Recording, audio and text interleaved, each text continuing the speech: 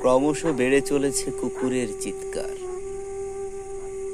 একটা রাত নির্বিঘ্নে পেরিয়ে যাচ্ছে আলোর খোঁজে। মুষ্টিমেয় সাফল্যের আশায় বুক চেপে ধরেছে কেউ, কেউ বা আবার নিস্তব্ধ হয়ে যায় কবরের মতো। আমি কিংবা আমার মতো লোকেরা খণ্ডকালীন জোছনার দিকে তাকিয়ে শপথ করে, আর ধীরে ধীরে রাত্রির কোলে মাথা রাখে। অতঃপর আকাশের দিকে তাকিয়ে নিজেকে তারকা ভেবে বিশালতার প্রতীক ওই আকাশকে ঘর বাড়ি মনে করে। কি অবর্ণনীয় সুখ তাতে!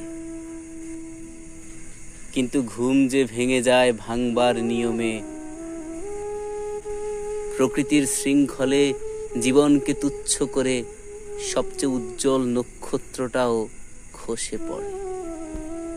ধরে নিলাম আমিও আকাশের একটা উজ্জ্বল নক্ষত্র,